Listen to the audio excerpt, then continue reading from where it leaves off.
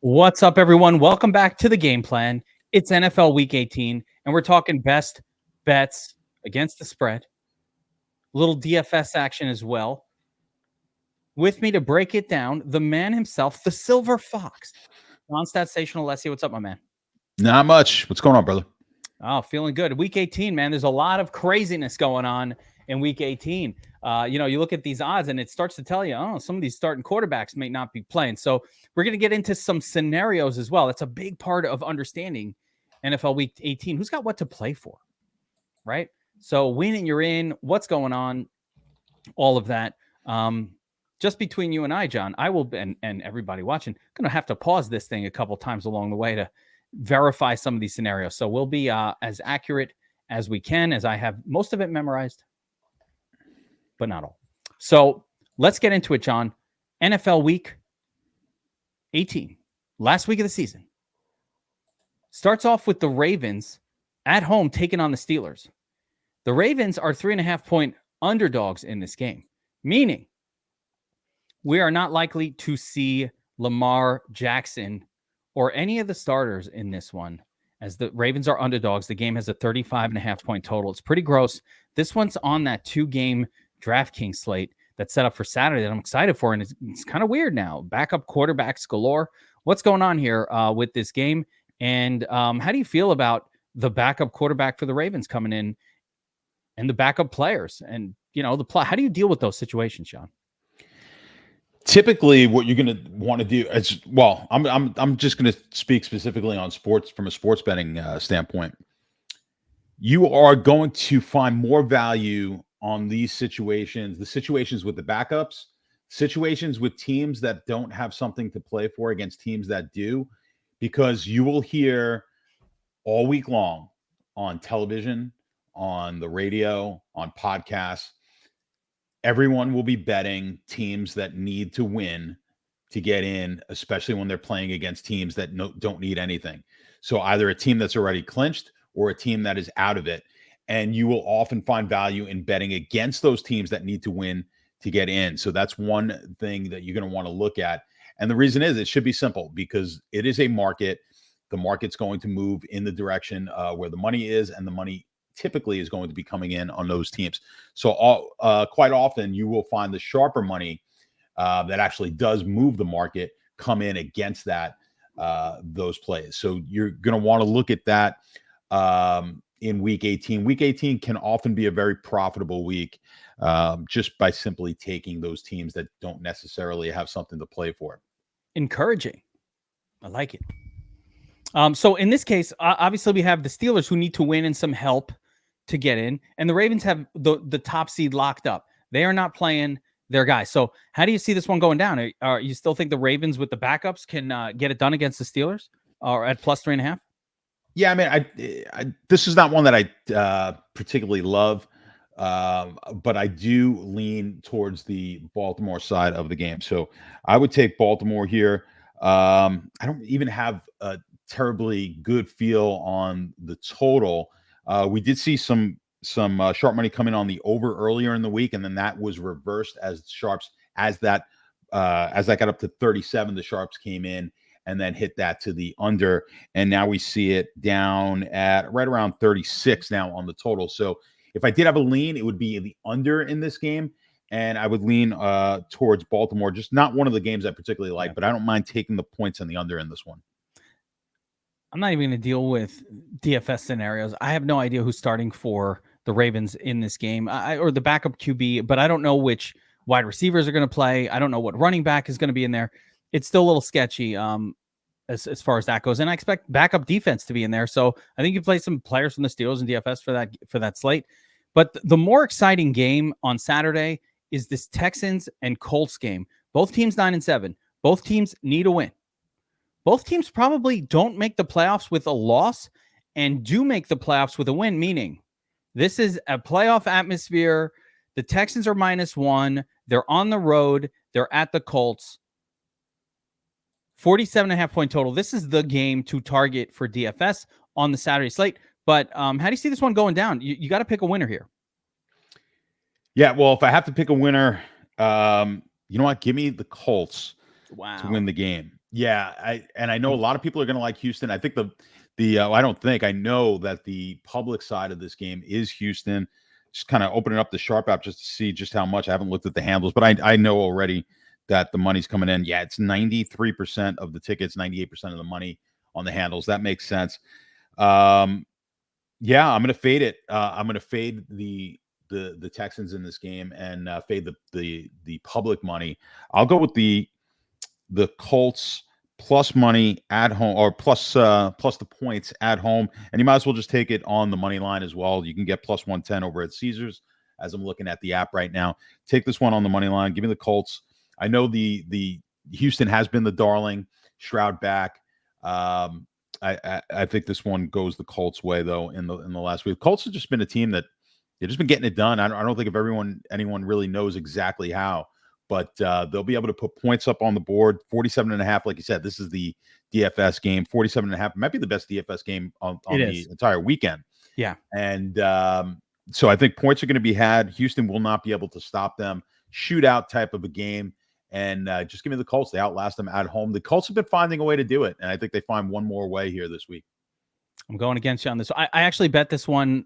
This actually did pop up on the Sharp report as a mega sharp play a couple like when the lines came out. It must have been Monday, but at +1. So I got the Texans at +1 on DraftKings a couple days ago, just based on the mega sharps on Sharp on the Sharp report hitting that side.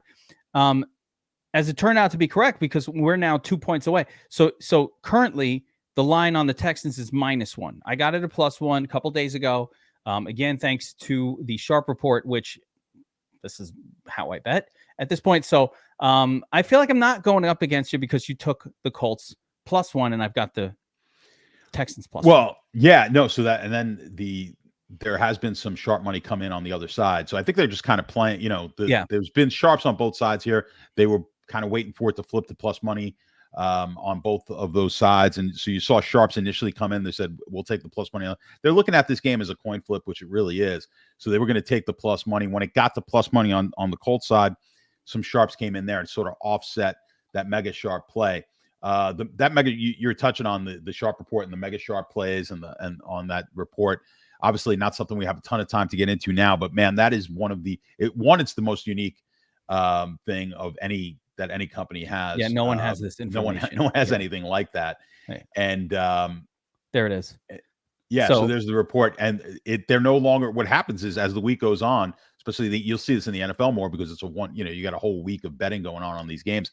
When other sharps come in on the game, mega sharp is basically 4 or more sharps at this particular book have all hit the same side with no resistance on the other side. Now we've gotten resistance. In other words, Colts money has come in from some sharp players, and that's taken them off of the mega sharp list. But this is something you want to monitor. I mean, if you do nothing else with the Sharp app, you monitor the Sharp report. I think you mentioned it today. We had a meeting earlier, and you're like, yeah, one thing you do is you wake up and you go right to the Sharp report, and you're like, I'm just going to play the mega sharp play. I just couldn't. You know what it was for me, John? I couldn't understand how people. We had a meeting today talking about Sharp, and the part of the meeting was like people don't know what to do. In other words, people come in, we have the top props tool and the Proptimizer and all that, but new users are a little bit lost. They're not sure where to look. And I'm like, we need to just tell people what we're doing, which is like, I think what they want to follow. And one of the things I'm like, well, I wake up every day and the first thing I do is I look at the Sharp report, specifically the sharps, the sharp money plays, right? Why? Because it's up 116 units since January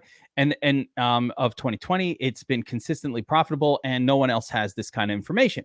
And then as a bonus, I look at the mega sharps, because if a lot of sharps agree on something, like I'm already on this Wolford under, I don't know who Wolford is, college basketball. I'm on that. LA Chargers -1.5, the mega sharps like as well. So, and use the Sharp report, guys. I'm pretty good at the sports betting stuff, which is, why I'm here. But this just makes me better because a lot of times if I disagree with something, I may just pass on the game. And if I agree on it, that just gives me a little bit more. Maybe I want to put a little bit more than a unit on it if it's something I agree on. And I know there's 5 sharps at the book who also agree. So this is, even if you're consider yourself to be a sharp handicapper, having that information just makes you that much stronger. Yeah. As far as this game goes, we'll bring it back around to Texans Colts. there's so much fantasy goodness to be had in this one, from Devin Singletary on the Texans, who's been just getting a ton of carries in close games. Flip side, Jonathan Taylor, great on the Colts. You got Nico Collins on the Texans as a premier wide receiver. Colts got Michael Pittman. So both these teams almost kind of mirror each other. I think the difference maker for me is the quarterback of the Texans is better than the quarterback of the Colts. And the Colts have a slightly better running back, but I think the better quarterback is the way that you win the game. So that's kind of where I think the Texans will pull this one out. I'm happy to have them +1. And of course, we're going to be loading up like crazy on this game for DFS purposes this week.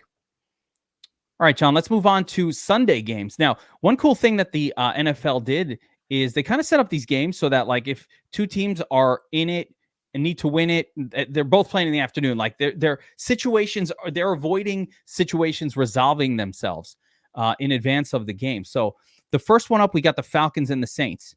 And as bizarre as this is, the 7-9 Falcons are live to win their division. Must-win game for the Falcons, must-win game for the Saints. Both teams, something to play for. The Saints are at home here, 3-point home favorites, 42-point total. John, do you have a side on this one? This one, I've been sort of on. I've been against Atlanta quite a bit this year. I've been on the side of New Orleans. I think I'm going to have to stick with that. I think New Orleans at home wins this game. We did see sharp money on that sharp report come in earlier on the over. That was at 41. That's what drove this up to the 42. Yeah. Even 42.5 at some books right now. So anticipating a little bit more scoring maybe than a lot of people would think. As you see, yeah, there they are on the report. And I tend to agree with that. I think there's going to be points scored in this game. And I think if there are points scored, I think that favors New Orleans. So I think if this game goes over, I think that becomes a New Orleans narrative. And I think they're able to cover the 3. The Atlanta defense has been pretty. So both of these defenses have been decent over the course of the year. It's not one of the games, we typically don't target for DFS New Orleans and Atlanta games. No. So when they're playing each other, it's not really a big target, but perhaps we'll get a little bit more in the way of fantasy points in this game if the sharps are correct and it goes over 42. But my lean here is on New Orleans and the over. I like it. I don't know. The 3 points gets me a little bit. I'd rather be on the money line there and just pick a winner. The minute I start having to drop some points, I get a little concerned with just the Saints and the way the Falcons keep these games super close. For DFS angles, though, it's the same old crew. Rashid Shaheed and Chris Olave are going to be popular plays. On the Falcons side, it's Bijan and, do you roll out some Drake London? They have the quarterback change over there with Heineke. It hasn't done a whole lot for the stats, but I still think he's better than for the team, in terms of getting a win than what Des Ridder was. So not a ton of fantasy goodness to be had against the Falcons. The main reason I'd be interested is because a lot of teams have nothing to play for. And so you got to watch out for those teams. All right. And speaking of teams with nothing to play for, John, this next game, the Browns have nothing to play for. They are locked into position. They've already said they're resting their starters, or I believe that is the case. So the Browns are +7 on the road facing the Bengals. The Bengals have nothing to play for, nothing to rest for. They're just nothing to play for. Let me actually, I'm going to double check that, but I believe they have nothing to play for. No, so they're out of it. Yeah. Yeah. So 37.5 point total. Bengals with 7-point favorites. The Browns rolling out whoever the backup is on the Browns. I knew his name a minute ago, and then I forgot. The man with 3 names. I cannot remember it. It is just not even. It's a name that you're familiar. It's a backup quarterback whose name but I can't remember who it is. I'm forgetting. I'm forgetting off the top of my head. It's not the 3-name guy. No, it's not. I know who you're talking to. Ryan. It's not him. Right. Let me. You know what? I'll pull it up. Right. It's fucking. Kevin doesn't know every backup quarterback. No, I don't. Jeff Driscoll. Jeff Driscoll is starting. Oh, Driscoll's playing. Okay, I didn't even know that. Yeah, I mean, well, he's not that basically bad, by the way. So what you're saying is Cleveland has a shot then to have 5 different starting quarterbacks win a game this year. Maybe another win. They've had 4. Yeah. Have they? Get a Yeah. win out of Driscoll here and stick it. I mean, like, the Bengals have looked okay. They've looked pretty good with the backup QB in there. I think this is a game that I really think you have to pass on the game. It's too difficult because you just don't know. I would assume Cincinnati's going to play starters, but who knows? Like, how long do they go here with this? If I knew Cincinnati was going to play all their starters, I'd probably just go ahead and I just don't fully. I don't anticipate. There's no real reason for them to rest anybody. They don't have that. Yeah. They've got nothing else to play for. So I would lean that way. I mean, that's why the line has moved as much as it has. You're also seeing the total drop for the reason that obviously the Cleveland's not going to be playing anyone. Or not going to be playing a lot of their key starters. Now, the sharp money came in earlier in the week at Cincinnati -4.5. So they were ahead of the game, as they usually are. They're ahead of the curve and knew that this line was going to move in Cincinnati's favor. I think you've just lost too much value now at -7. It's just too high of a line for me. I would still lean in that direction. My model also likes Cincinnati here. Like I said, the sharps liked Cincinnati. I think it's just a game that you're probably going to want to pass on. I think these are a little tricky. I like when the teams are playing, when it's a team that's out of it is playing a team that's still in it, because then both teams, we kind of know what to expect, or if both teams are in it. Yeah. When you've got both teams out of it, it's a little bit trickier. But what this winds up, this becomes very similar to a preseason game, except with some good players playing for Cincinnati. So perhaps the total has come down. This is a preseason type of total, although this year's totals have been preseason type of totals across the board. So when you're looking at like a 30, what do we have here? 38.5, 37.5. Yeah, it's gross. Total. Yeah, it's pretty bad. But we might. I would actually lean towards the over on this one. I think Cincinnati will be able to put points up. Cleveland defense is great, but again, is Garrett going to be in there? That's the thing. I think that's the misinterpretation here. That's what I saw too. I was like, you don't need to be afraid of players against Cleveland when Cleveland's resting everybody with a name that you recognize. So it's not going to be the starters out there for Cleveland. So the Bengals could style on them. And I do think, I don't see any reason why you're not playing Chase for most of this game. They could be like, hey, let's see what we got with Iovasis and these other dudes, or like Chase Brown instead of Joe Mixon. I could see a little more of that. So I'll keep that stuff in mind, but I don't know. I don't like to get that cute. How do you deal with this in DFS? Let me take it a step back.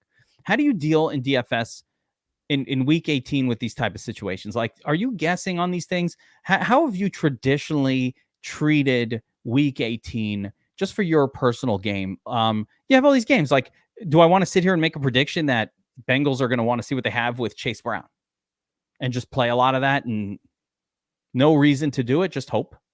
Like, are you doing those kind of situations? What do you do in week 18?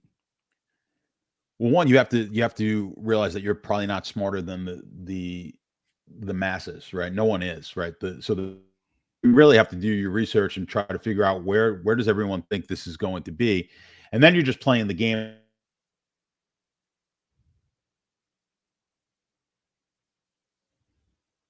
Am I still here? Yeah. Did you lose me? Sorry. For a second. What do you got? That Florida? You got that Florida internet down there? Just yeah.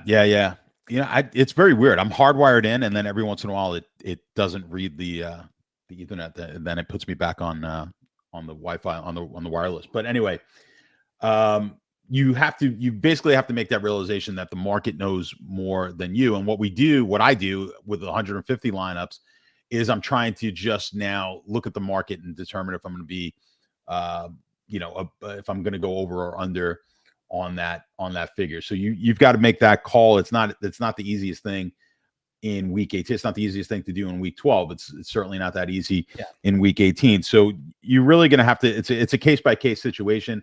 I'm going to have to do a lot of research going into this weekend. I know you do a million shows on this. By Saturday, you're going to have a better idea, or by Friday night when you do your shows, you're going to have a better idea, but still we're not going to totally know. So neither will the market. So what that means is players are going to be undervalued. Let's say, the Cleveland players maybe, or some of the Cincinnati, is Chase Brown going to be a guy, or is he going to get the full workload? I don't know just yet.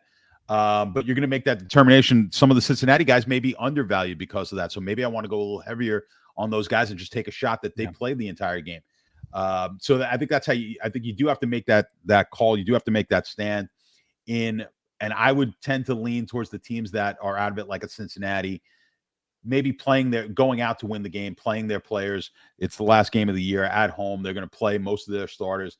You take a shot there more often than not, and perhaps you can get a little bit of leverage on the field in some of these games where people are going to shy away because of the uncertainty. Yeah, I think of it as teams with nothing to rest for. There's no reason you would rest your guys. There's a whole offseason of rest coming up tomorrow. So, that's the Bengals here, and they're playing against a Browns team that's going to be resting anybody of significance on their team. So, yeah, the Bengals offense, interesting in this game. Next up, we've got the stinker of the slate. The Jets and the Patriots facing off. With the Jets coming in on the road as 1.5 point road favorites. Total is set at 30.5. One of the lowest of the season. It's gross. There's nothing I want to do with this game. So for DFS purposes, both teams are playing all of their guys. No reason to rest anyone. Jets, Simeon's going to be rolled out again. Breece Hall probably in line for another 12, 13 targets at running back. He's an interesting play. Zeke, Elliott, and, the Patriots have a player or two on offense that is mildly interesting. But the 30.5 point total really puts a damper on this one for me. What about the betting side, John? I think the sharps were on the Patriots here. I can't remember. I did see something on the sharp report. Yeah. The sharps took the Pats at minus 1.5. Now, I'm just looking at this now. What I'm seeing minus 1.5 is the current line. Are you seeing that? Yeah, minus 1.5. Well. Yeah. So what had happened was, as of like yesterday, I believe this line got up to 2.5. When the sharps hit this at the minus 1.5, it got up to 2.5. So this a little bit of handicapping for you guys, and especially for those of you who are following. They beat it back down. Yeah. Why did that line come back down? Right. So almost again, something we talked about earlier in the day. You were like, I play the mega sharp lines. They're always moving in the mega sharp direction. There's a reason for that, because mega sharps are on that game. They move lines. The public, that's the big misconception, is the public moves the line. Public doesn't move the line. There's like a very small percentage of sports bettors that move the line because they're sharper than the public, and the sports books know it, and they don't want to get caught on the wrong side. So if I see sharps, and we know that is accurate from Anthony, we know sharps are on the New England side of the game. It moves to 2.5. That makes total sense. But now this move back down to 1.5. I'm cautious here.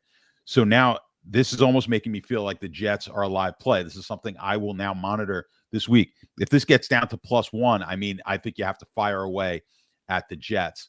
That's the way you look at it, because reverse line moves we won't get into them. It's basically when the money's on one side and the line moves the other way. They're kind of meaningless unless it's a reverse line move against sharp money. If you get a reverse line move against sharp money, which is what I'm seeing here, the fact that minus 1.5, think of it this way. You're the sports book. The line's 1.5. You got the sharpest minds in the world just came in and took it at minus 1.5. So you go, okay, I'm going to move it to 2.5. And now you're not afraid to put this line back to minus 1.5, where you think the sharp guys are going to hit you again. There's a reason for that. So that's why it's very significant. So the Jets might become one of my plays. They are not as of yet, but I'm going to monitor the situation. Right. So definitely my lean is on the Jets, and monitor where that line goes this week. I'll give you a Jets fandom perspective from the Square side. It's something I said about this game. I don't know when I was talking about it, either on the phone with you or somewhere else, but anytime the Jets can screw themselves into a worse draft position when it doesn't matter, they do tend to do that. That is a Jets signature move. There's a reason we have like Sam Darnold and not Trevor Lawrence or those things. That always happens with the Jets. They always will screw themselves when it doesn't matter. And this is the perfect scenario to go from 6-10 to 7-10 and drop 5 or 6 spots in the draft. Why not screw ourselves a little bit more? So this does seem like a classic spot where my beloved Jets will take the opportunity to once again fuck themselves over, as they always do. So be careful about that. All right. Jaguars at the Titans. This might be one of your special spots, John. Titans, absolutely nothing to play for. The Jaguars do need to win this game. Let me just double check how badly they need to win this game. number, but let's the Jaguars. See, that's got to keep scrolling through my little spreadsheet here. What do you know about the Jaguars playoff scenario? I know they need a win. I think if they lose, they are out. I think this is a must win. I don't think they're out. Are they out? Have they not clinched? I have it up here too. I thought they had already clinched, but no, they have not clinched the playoff spot. You are correct. Yeah, they need the win. There it is. Yep. Jumped on news. Trevor Lawrence is likely to play. So Trevor Lawrence likely to play. They can get in with Steelers and Broncos losses and the Colts and Texans game not to end in time. So like there's a crazy scenario where they get in with a loss. But for the most part, if they win, they're in. So the Jaguars absolutely need to win this game. Again, they're 5.5-point favorites against the Titans team that does not, they're long since out of it, but they also have no reason to rest. 40-point total on this one. So are you laying 5.5 on a Jaguar, or is this that scenario that you were talking about where you're like, nope, I take that underdog. They don't give a shit. The public knows Jaguars need to win. They're betting Jaguars, which means the line is too steep. Yeah, this is one of the games I like. I like Tennessee plus the points here. I do like this game under. The sharps like this one on the under. I do as well. I think the scenario you're going to see here is a heavy dose of Tennessee. Tennessee likes to take the air out of the ball anyway. And I think I said a heavy dose of Tennessee. You're going to see a heavy dose of Derrick Henry. This is Henry's last game in Tennessee as a Titan. I think two things about Vrabel. One, he's going to try to, not at the cost of trying to win the game, but he's going to try to reward Henry, and he's going to try to win this game badly, right? So I think he would love nothing more than in a terrible season than to knock Jacksonville out, division rival. And so they will be playing this game to win, and in doing so, hoping to get Henry in the end zone a couple of times and pound the ball with him. So look for maybe the most carries of the season for Derrick Henry on his way out. So I think because of that, I think they rely on the run heavily and control the ball. I think the game goes under. So I like the under, and I like this game to stay tight. So I'll take the 5.5 points. I'll give a little fire to your Titans play here, which is the last time we saw Trevor Lawrence in there with the shoulder issue, he did not look good throwing the football at all. Like he just looked horrible throwing the football, right? Re-aggravates the injury, is out for another game. But before he re-aggravated or got hurt in his most previous game, he was playing absolutely terrible. So there's no evidence to imply that, like, I think it's the last game of the season. The playoffs are on the line. I think if you're Trevor Lawrence, even if you're not 100%, you're going to play, right? Psychologically, you're going to say, I'm going to tough it out. I'm going to tough it out. I'm going to play, right? Now you're not 100%. We saw what he looked like, not 100% playing 2 weeks ago. He looked terrible. He could not throw the football. If you don't watch the games, you would not be aware of this. But you saw the ball coming out of his hand. And you're like, what the fuck is going on with T-Law, right? So if he's still like that, then this could be just one of those games where the Jaguars are a mess. They need the win. Titans don't. And I think there's an argument. And the problem is the Titans kind of suck even when they play full strength. But man, there's almost an argument here just to bet the Titans money line, take the plus 190 and actually get all that juicy goodness from the plus money. I think there is a reasonable scenario that the Titans just outright win this game with Trevor Lawrence looking like shit the whole time. What do you think? Yeah, I don't disagree with that at all. And you can get close to plus 200 on FanDuel. So I think it's plus 198 right now. So I like that. 2-1. I'll take a shot here if they win this game. I think you play this out 3 times, 4 times you might, this is 50-50 at worst. Yeah. So, all right, let's move on. Next up, we've got the Vikings at the Lions. And once again, we're in haves and have-nots. The Vikings have nothing to play for, but the Lions have an outside chance at this is a weird one.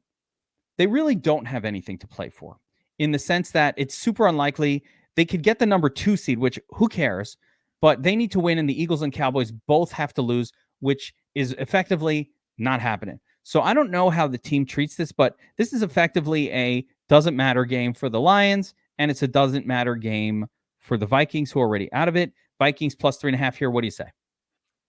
Yeah, it's another one. I'm going to go with the team out of it. I like the Vikings plus the 3.5. This line has moved down, was 5.5. Public betting Detroit. Now the public took this at -5, and now here we sit at plus 3.5, right? So the public's all come, pretty much the public money has all come in on one side of the game, and yet the line, so they're giving the public an even better line to bet than where they initially bet it.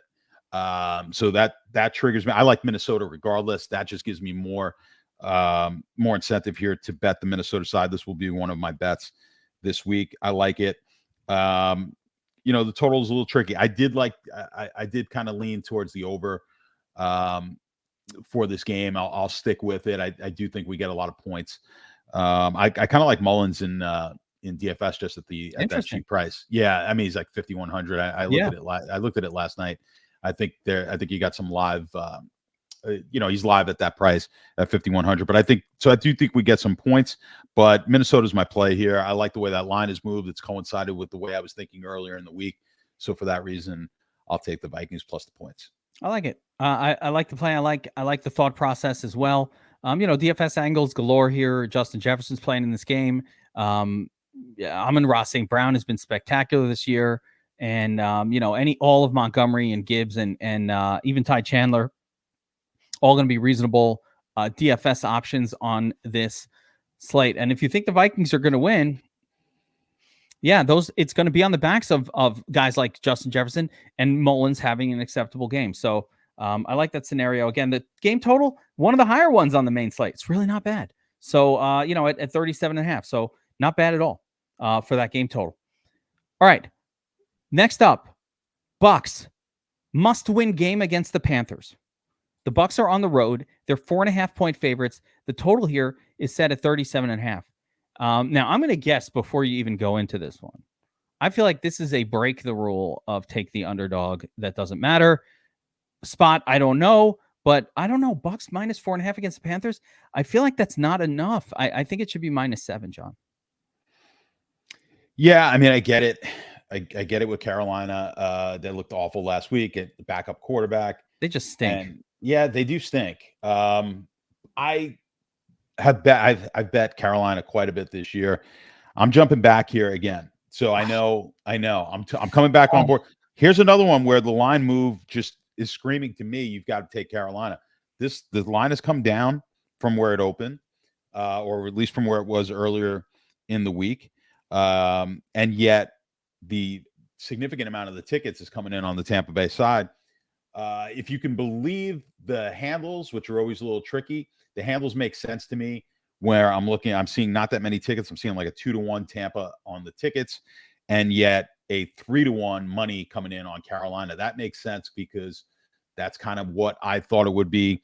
I just assumed obviously everyone's going to take Tampa. Nobody wants to bet Carolina. Now we don't have any confirmation of that on the sharp report. I'd love to see the sharps come in on Carolina as well. We haven't seen that. If that happens, then I'm definitely going to be firing away. But the line has moved towards Carolina, and the money is coming in on Carolina as opposed to the tickets. And I like Carolina coming into this one, so I'm going to stick with the Panthers. The handles do agree with you. They definitely show that the sharp money is on the Panther side, but I'm not doing that myself. I don't know. I can't. Panthers just stink. They're so bad. All right, next up, afternoon action. And once again, we get a must-win team in the smash spot of the season. The Cowboys on the road taking on the Commanders. The Cowboys are 13-point road favorites. If the Cowboys win this game, they will win the NFC East. They will have home field advantage throughout the playoffs. Not throughout the playoffs, but at least in the first round or two. They will take the second seed overall. So it's a very important game for the Cowboys to win here. Flip side, the Commanders, not a good team with nothing to play for. 13 points is a lot, though, John. Yeah, I got burned last week. I don't typically lay a lot of points. Nope. I'm usually taking the point. Last week I laid a lot of points, got burned on that on the Buffalo game. Really thought that they would be able to just roll. Kind of looked like they were going to, and but New England hung in there, stayed, and that game was tight. I like the points this week. Typical, like I said, rare that I'm going to lay it. Don't always take it. I'm taking the points. I'm taking the 13 and a half. I'm You're seeing there's like laying the juice points. at the 13. No, I'm taking the 13 and a half. You're I'm taking taking the Washington. 13. Yeah. Okay. So I'm going to take the Commanders. But with that said, if the Commanders are the play here, typically when you get like a plus 13 and a half, you're looking at, because you just think it's going to be so low scoring in the NFL, it'll be like, maybe 30 total points where it's almost impossible for the 13 and a half not to cover. I have a hard time thinking that Washington's really going to be able to slow the Dallas offense down. So I think Washington, for this to happen, is going to have to put points up. So look for Washington to get to 17 to 20 points in this game, which puts this to an over, I think. So I think the game goes over with Washington as the cover. I mean, just logically from a DFS standpoint, I just don't know how Dak is not. I mean, I know he's the most expensive. He's not the most expensive, but CeeDee Lamb is the most expensive, I believe, at 9,300. Pretty tough for that combo not to go off. I think I actually don't like Pollard in that game. Typically, you're like, well, they go up big, they pound the ball with Pollard. I don't think that's going to be the case here. I think it's going to be throwing. I think they're going to be throwing the ball. I think Washington will put some points up. I like this game to go over, and I'm taking the points. Pollard has been shit all year. Yeah. Like there has not been a game. He has been he has defied all odds. It's as I did my initial look at this week, he has defied all odds. If you told me Tony Pollard, Dallas is going to have like a top 3 defense this year, they're going to be 11-5 going into the final week of the season. What kind of year and Tony Pollard, one of the few players like just to be healthy, start to finish a whole season. And you told me this, and you said, what kind of season would Tony Pollard have? I would have been like, man, he probably broke the thing and is in every winning. Nope. Averaged a ton. It's been a terrible year for Pollard. I don't know that he's even had one game where he 4x'd his salary, even once. So he's hit 0 ceiling games, maybe one that came close on the entire season. I don't know what's going on. It's crazy. It's variance. I don't know. But you're right. CeeDee Lamb, the delivered dreams to your fantasy championships if you had him. So you're already thanking him for all that money you won. That's the spot. Dak to Lamb. It's hard to like a whole lot on the Commander side. I do believe Sam Howell is going to be back at the helm for the Commanders this last week. That's bad. I think Brissett I would have felt so much better about this if Brissett was the starter. I like it less with Howell, but he does find ways to get it done, but I like it less with him. I'm not going to take a side on the game, so I'll go with you and just, Commander's cool. I don't really have a true side on this one, but I do think that the Cowboys offense will be a place to go for some high-end production in DFS this week for sure. And CeeDee Lamb is appropriately the highest priced wide receiver on the slate this week. All right, let's move on. Rams at the 49ers. The 49ers are 4-point home favorites. Neither team is playing starters. So both of these teams have nothing to play for. Surprising the Rams, John, at 9-7. I kind of would think they get knocked out of it. They cannot. They are locked into the playoffs. They do not have anything to play. They've already announced that the backup's coming. You know what the backup is for the Rams? You might not even know. It is an old familiar name. You will know this guy very well. Who is it? Carson Wentz. When did that happen? I don't know. I think let me double check it, make sure I'm not wrong, because I know Carson Wentz is the backup for one of the teams starting. But yes, I believe. Yeah, you're right. Yeah, I believe it's Carson Wentz who is going to be starting for the Rams. So if they're rolling out Wentz, you could forget about Puka will be in there. He's got a record. They literally just announced it 5 minutes ago. I just got an update. Kupp is out and Kyrene is out. So fucking A, right? But Puka is going to play because they want to get him the 30-yard rookie record, but then he'll come out of the game too. So this is backups galore. Backup for the 49ers is coming in. I believe that one is Blaine Gabbert. No. Yeah. That's I believe. No, you're right. I believe it's Blaine Gabbert. Yeah. No, I think he might be the Chiefs actually. Let me see who that is, but it doesn't matter. Chiefs. Yeah. Yeah. He's playing as well. I did see he was playing. Actually? Who is the backup? Is it going to be Sam? Oh no, it's Darnold. It's Darnold. Oh yeah, if it's Darnold, actually, no wonder they're favored. So Darnold's a pretty good backup. So actually, I think you'll have a better effort out of the 49ers here with Darnold at the helm. So consider that they're favored. Do you bet this? Is it a 49er No. spot? No, I think you just toss. To me, I just tossed this one away. I don't like Yeah. the game. The public came in on the Rams, but that's probably going to change now that they start to see that that everybody's out. So The I public can't give. probably, John, they didn't know that at 9 They and didn't know, 7 the Rams had like nothing to right? play for. That So might be it. the public obviously knew that the 49ers were locked in. They didn't realize the Rams weren't going to play anyone. They came in early. The public never bets these games. They will not bet. They will not bet the Rams from this point on. So, and I kind of think it's a pass. I don't love the game for myself either. Let's pass on it. That one's gross, right? And I don't think you need to fuck with that. I was talking to people about like trying to guess which running back is going to be out there for the 49ers. You can't even trust Eli Mitchell to be out there for a whole game. I think it's going to be Mason. Yeah, Yeah, I think you're just going to get Mason because they need Mitchell too. That's what I'm saying. So this is too much of a guessing game without an announced. Listen, if a starter, if they're like we're starting Mason, then all right, at 4K on DraftKings, I'll have it in mind. Like that will become an interesting play. But for now, I'm not touching it. Next up, we got the Eagles at the Giants. Eagles need to win and the Cowboys to lose and the Cowboys, they need to win and the Cowboys to lose to take the top seed in the NFC East. The Cowboys are wildly unlikely to lose that game as against the Commanders, as they're 13-point favorites. But the Eagles will not know this, so they're going to have to play this game out, play to win at least for the first 3 quarters until they can look at the scoreboard and say, "All right, we're out," and then make a decision: do we want to keep playing Jalen Hurts deep into the fourth quarter against the Giants when you probably have some sort of a lead? The Giants have no reason not to play their guys. They are 5-11. Tyrod Taylor, fucking core play last week from me. Holla at your boy, 22 points. If pretty good play until Lamar went off, but I loved him too.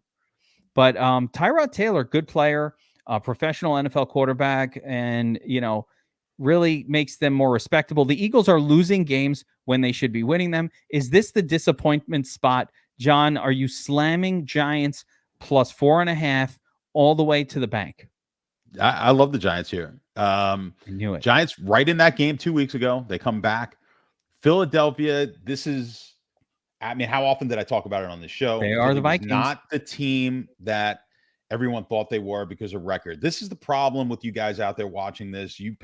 Everything is just results oriented. I hate to tell you this. The team that wins the Super Bowl, not always the best team. The team that wins the World Series, not always the best team.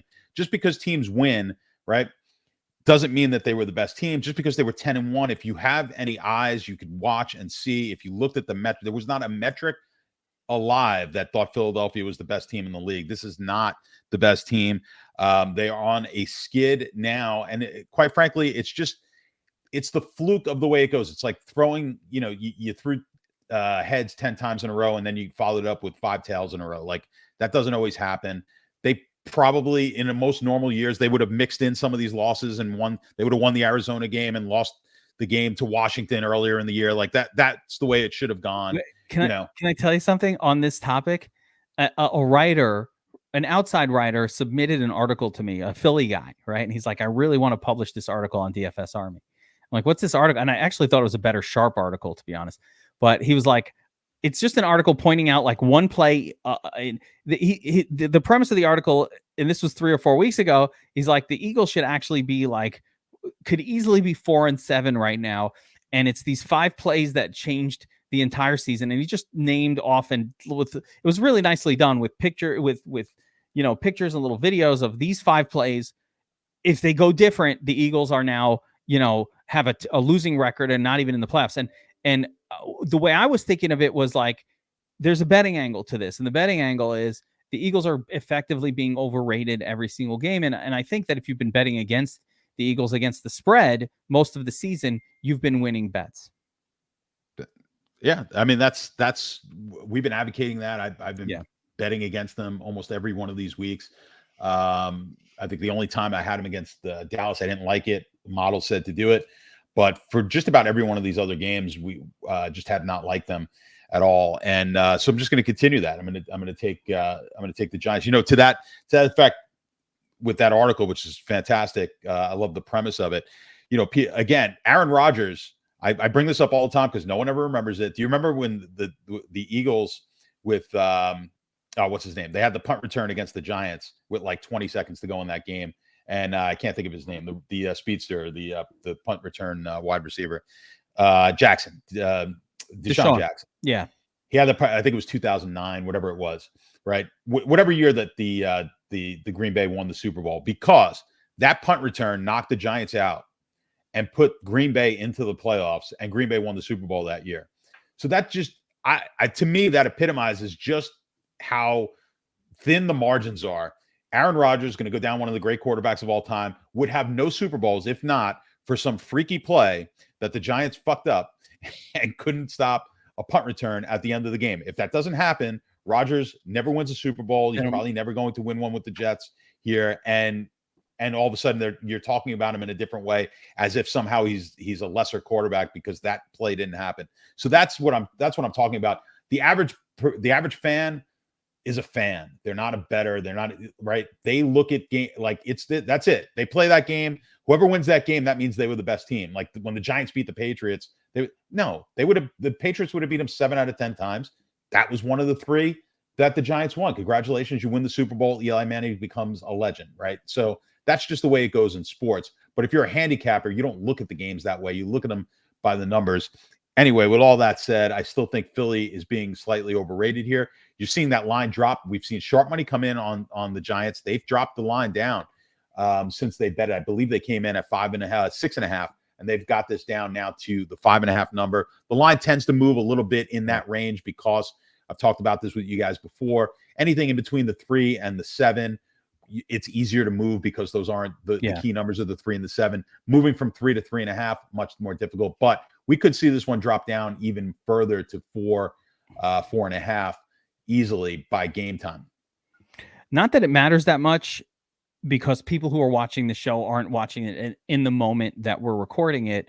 But yes, at this moment on BetMGM, it's already at 4.5, and it is still 5.5 available on, at least on FanDuel. I can't.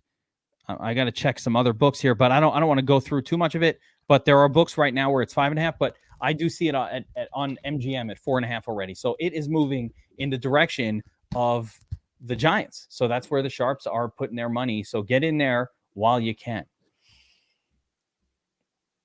All right. I didn't talk angles, but like a lot of players in this game are going to be super DFS relevant. I think it should be one of the better DFS games of the slate, even with the 42-point total. I like the over straight up, but also,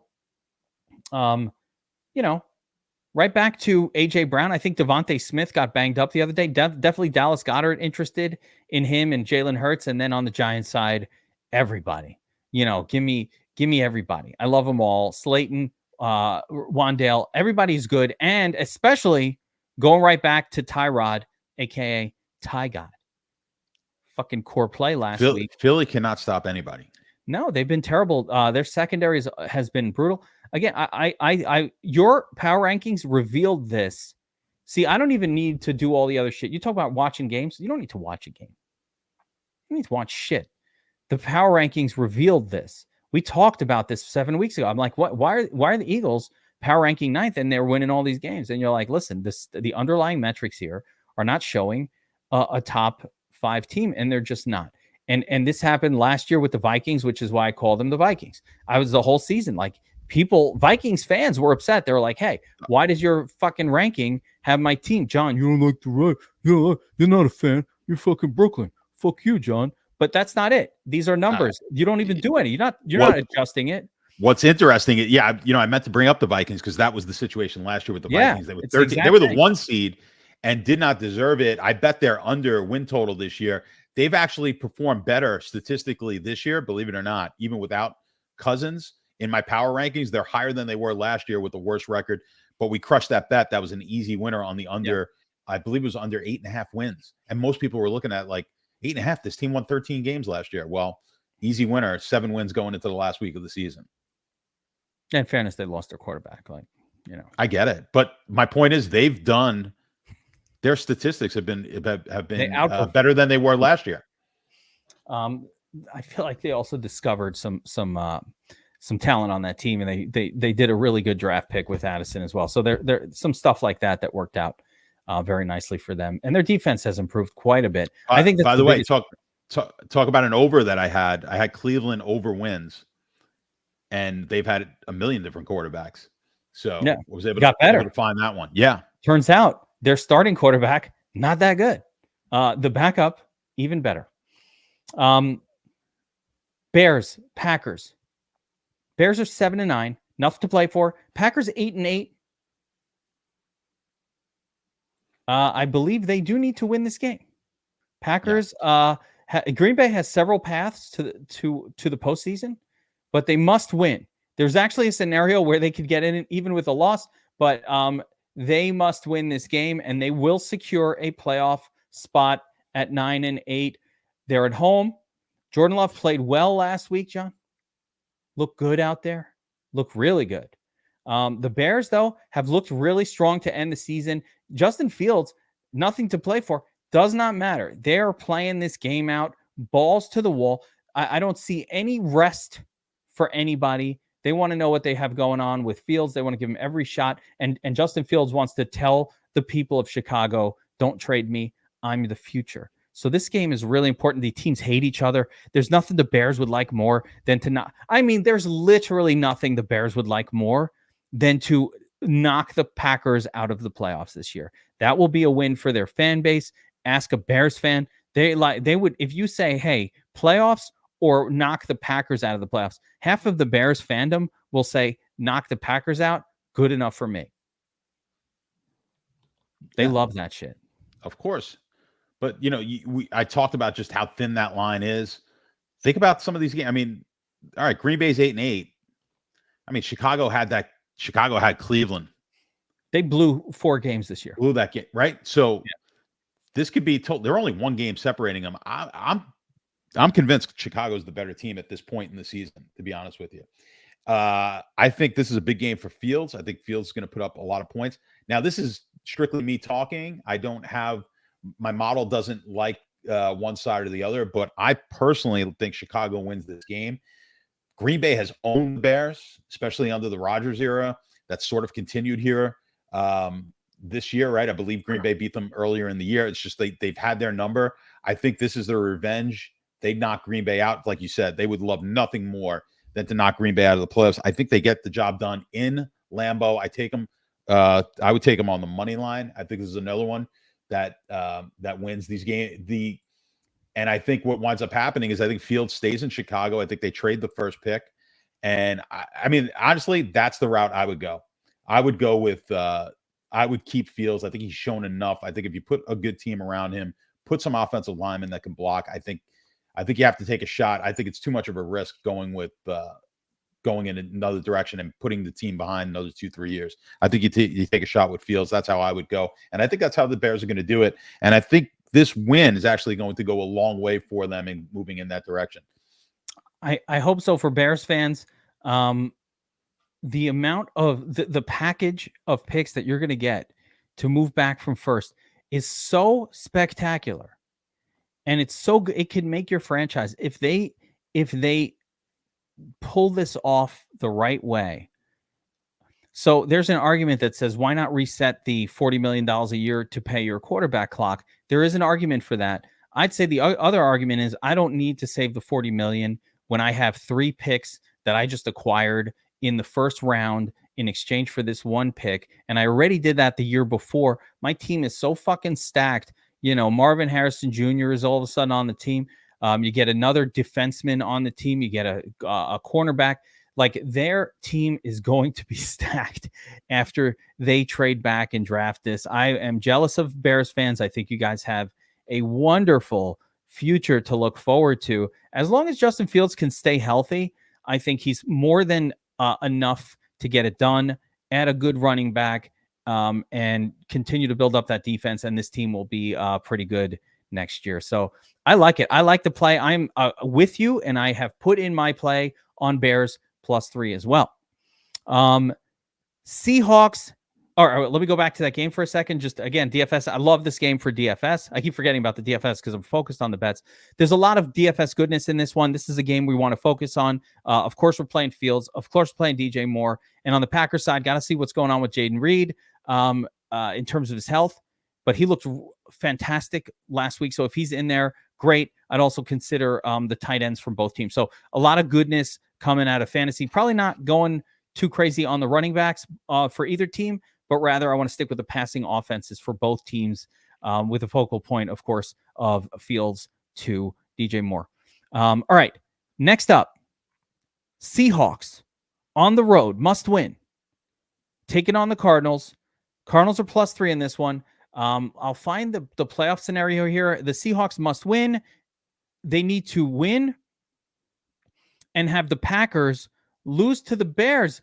John, can we bet Seahawks to make the playoffs as a bet? You can. I'm sure that or just combine, just do it as a parlay, you're saying? I would say make sure before you do that, check both of them. Sometimes there's a discrepancy in the prices on that. Like they should be the same price. Is it bettable? It's a bet. Yeah. I mean, if you want to take Seahawks to make the play, just check. You might get a better price on Seahawks to make the plays. You might get a better price on taking both on the money line. So you want to check Bears money line +135 or so, and Seahawks money line -145, which will combine to what, about +200. And then you want to either that or look for the straight bet on Seahawks to make the playoffs, which effectively is that parlay all in one bet. So I would check those. No, I'm not going to do it the second, but I would check those numbers. But Seahawks at the Cardinals. I think the Seahawks -3 at the Cardinals. Cardinals playing good to end the season, I guess. Seahawks not that good of a team. How do you see this one going down? Yeah, I don't love the game. I've been kind of leaning on the side of these teams to kind of knock the other teams out, but I would lean a little bit more towards Seattle. It's not one of my favorite.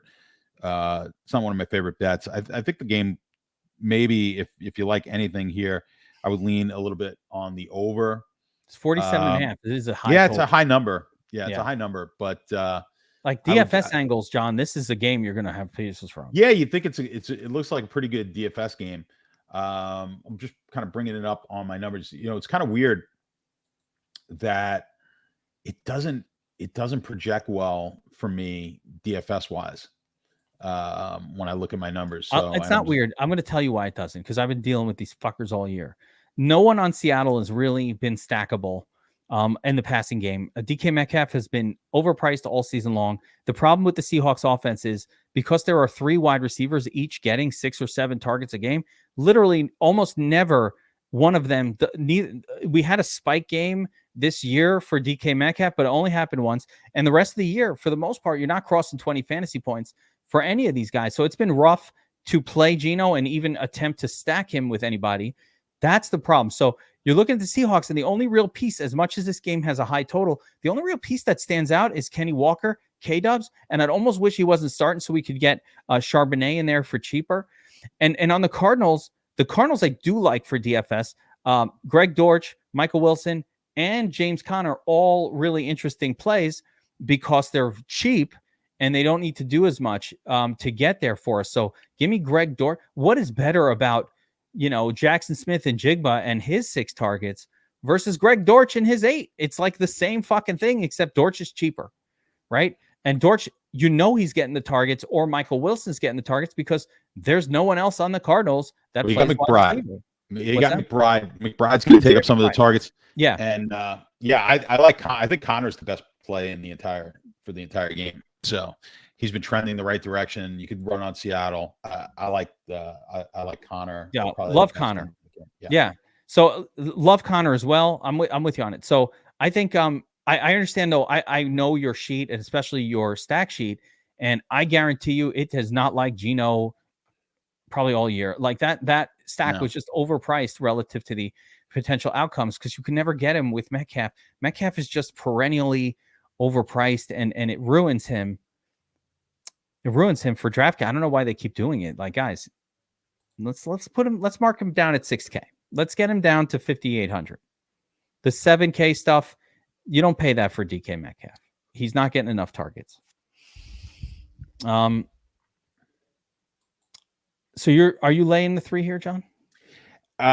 Only if you force me to. I don't love it, but No. I would lean No on the side. Seattle side. Let's Yeah, call it no side on this one. We don't want to yeah. force. All right. Broncos at the Raiders. This game has no meaning for either team. But the Raiders are at home. They're 2.5-point home favorites. The game has a horrible 38-point total. It looks kind of gross on paper. They will play all their guys though, John. Studham starting for the Broncos. I'm trying to think.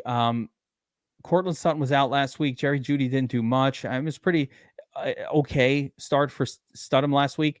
Flip side, AOC peppered Devontae Adams targets last week, went nuts. Zamir White playing running back, so they had some backups in there, but it seems like the Raiders are getting all they can out of Devontae before they likely trade him away in the offseason, would be my guess, to a contending team. But, young quarterbacks galore, 38-point total. Are you taking a side here?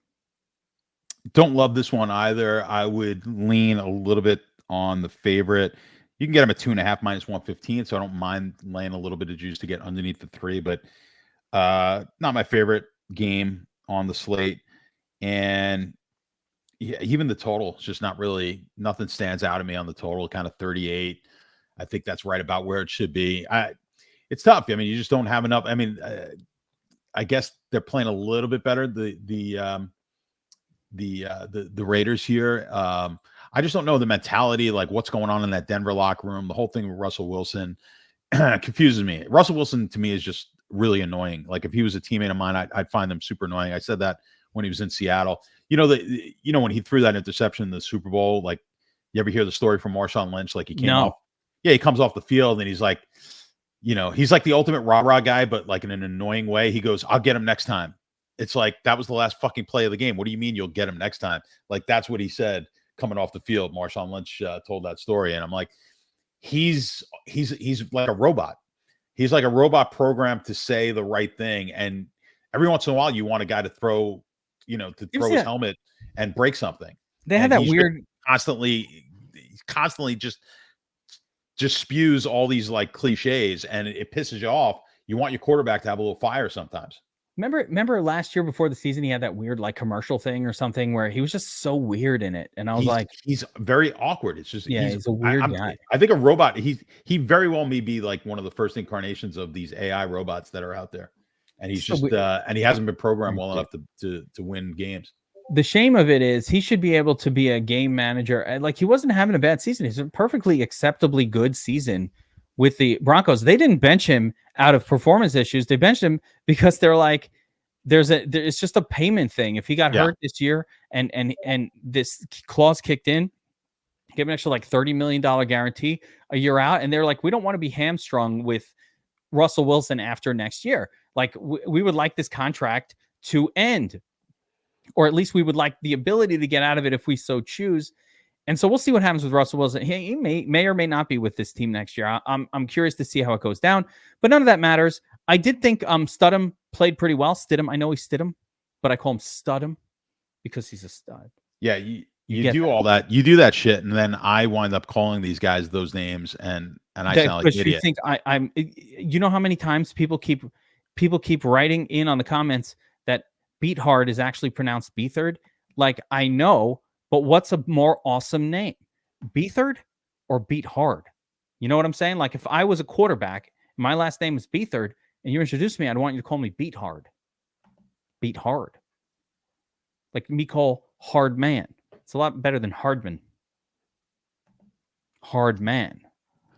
That makes no sense. one ever called me a hard man. I want somebody to be like, that fucking dude's hard, yo. No, it's always like, that guy, he's kind of funny. Or that guy is a bit of a dork. Like no one ever calls me hard man. No, we all have to take what we've been given and try to use it to its maximum in order to survive. And that was your thing. Like you weren't going to go out there and kick the shit out of people, but you were going to charm them with your personality and humor. That's all I have. That's it, man. I also had a lot of, in fairness, I was friends with a lot of big tough dudes. Well, that helps as well. Yeah. I never really had to. I was like, Big earn. Get in there. Yeah, but so you'll always be charming and funny, but like good looks, that just fades. So It went away. you got the better end of the stick, man. That's fair. That's fair. All right. Anywho, we got another game here where at first look you're like, what the fuck? And I can't wait for the John take on this one because both teams. All right, I'm going to give you my argument for this game, but it's the Chiefs at the Chargers, right? Chiefs plus 3.5, Chargers minus 3.5, the 35-point total. The big news is the Chiefs have already announced no one's playing. We're resting everybody. Blaine Gabbert going to start at QB, I believe, for the Chiefs. The Chargers also have nobody playing because they're rolling out Easton Stick. So, like, all right, backups galore. But the Chargers are 3.5-point home favorites here. And we saw before that the super sharp, crazy mega sharps did grab Chargers at minus 1.5, and now they're minus 3.5. So the mega sharps have already moved the line. This was this morning, just from this morning until now. So, John, are you joining the mega sharps? Are you on the Chargers side of this one, laying points, saying, "Hey, the Chiefs rolling out some backups"? Hell no. But also the Chargers are rolling out. It's not like the Chargers are putting in Justin Herbert here. They're rolling out the backups also. So how do you treat this game from a betting angle, and also and just in general? Yeah, you showed it before, like you said, the mega sharps minus 1.5. But now you've lost. That's it. Like at 3.5, I just don't think it's really playable. You're not taking the Chiefs. I mean, just get that out of your head. Don't bet the Chiefs here. If you like the Chargers, by all means, you want to jump in. You think there's still enough value at 3.5, take it. I think the under's the play. I don't think either one of these teams score. I think that's going to be. Yeah, they haven't been scoring when their starters were in. I know. So I think that's what we're looking at here. I think we'll see this game go to the under. I think to me that's a better play right now. And if you have to take a side, I would lean on the Chargers, but 3.5, they kind of, to me, they suck a lot of it. It's like it's a preseason game line here. It's like 3.5. Usually the preseason game lines are like 1.5 to 2.5. So, up at the 3.5 with such a low total in a game that's going to be low scoring, tough to really cover that 3.5. But I like the under.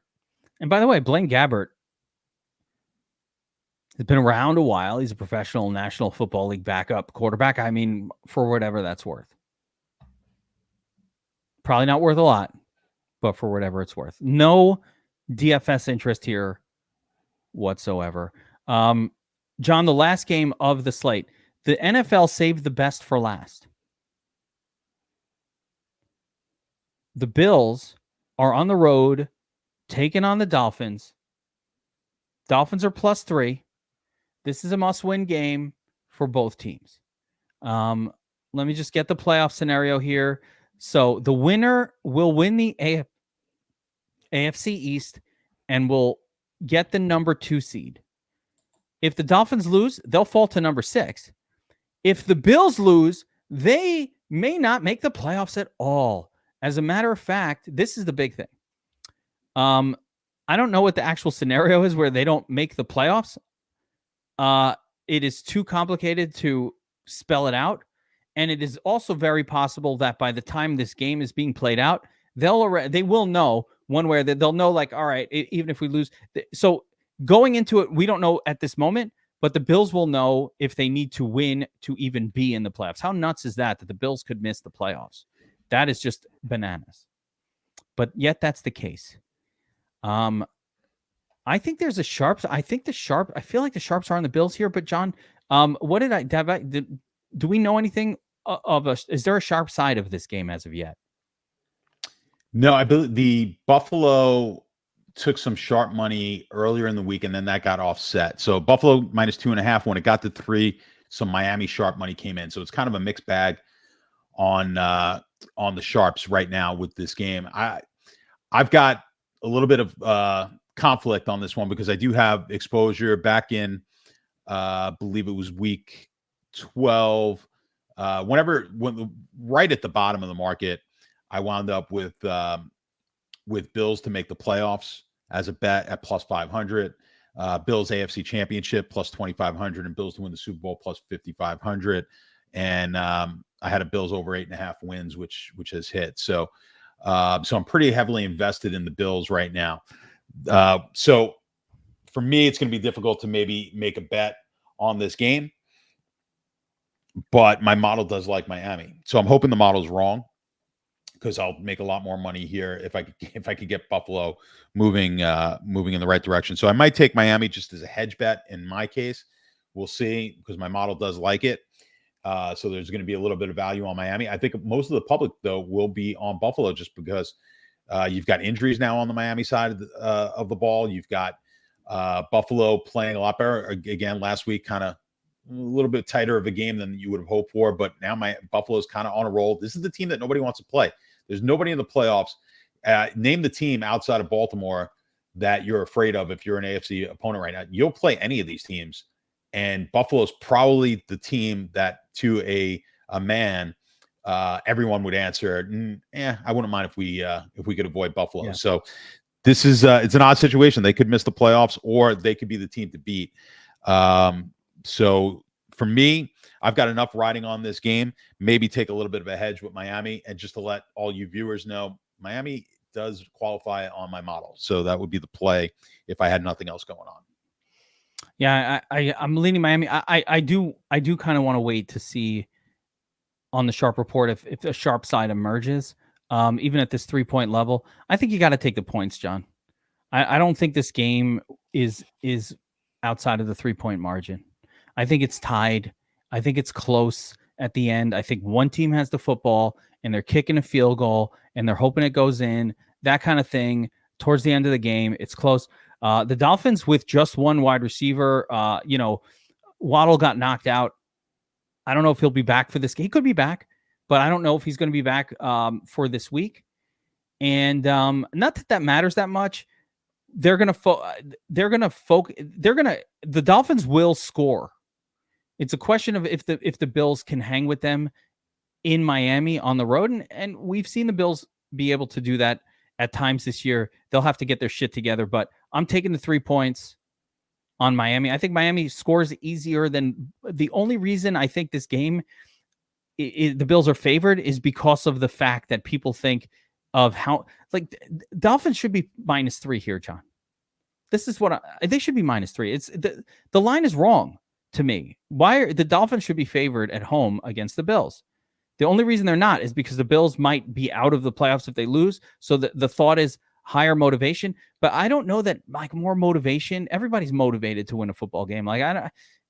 It doesn't matter. I don't think that makes a difference. So I think this is fandom talking. I am on the Dolphins side of here. I'll take the +3 at home because it shouldn't be. It should be pick 'em at worst. There's no way this line should be +3. John, why is it +3? What the fuck is going on? For real. There's no way this line should be +3 unless they're trying to suck us into the Dolphins. I think they are trying. Well, I think they are in a way. I just think the injuries right now and the state of Miami coming off that loss that they're coming off, and Buffalo as strong as they are, I think they are kind of. It does kind of look like they're sucking you in on a Miami bet, but I don't think it's sucking too many people in. I think people still like Buffalo. I think that's where the public likes. Something not sitting right here. I'm just going with Miami. I'm taking the 3. They're the better team. They're at home. They can score faster than the Bills can. And the Bills defense doesn't scare me. As a matter of fact, I think the Miami defense is probably better than the Bills defense right now. So for this one, I don't know. I'm on the Miami side. I'm taking Miami. I'm going with it. I'm rolling with it. And of course, that game actually, FanDuel put it on the main slate. Oh, did they? I didn't realize. Yeah, FanDuel included it. So if we're playing on FanDuel this week, you're loading up on players from this game. This is the best game of the entire slate of the 4 day, of the weekend for DFS purposes, for scoring, for offense. Devon Achane, hell yeah. You know what I mean? Tyreek Hill, fuck yeah. Love that. Bill's side, a little bit harder to figure out, but I think it's a Gabriel Davis spot on the Bills. Wouldn't be afraid of some James Cook either. Allen. So this is the game I want to be loading up on. The one guy who I'm not really excited to pay up for is Stephon Diggs because fuck that guy. How about that excuse?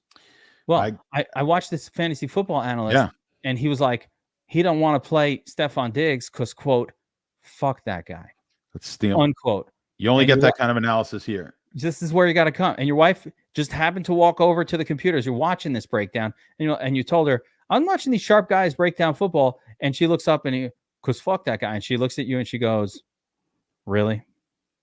That's what you're listening to right now? Sorry, but that's what it is. Fuck Stephon Diggs. I don't know what the hell's going on with him, but he hasn't had a big game in like 9 weeks. And it's not even close. Like, it's not like there have been some close plays. He's off the field in important spots. I don't know what's going on with him. I'm not in the locker room in Buffalo, but I am quite tired. That's Stephon Diggs and that showdown will be like 60% owned.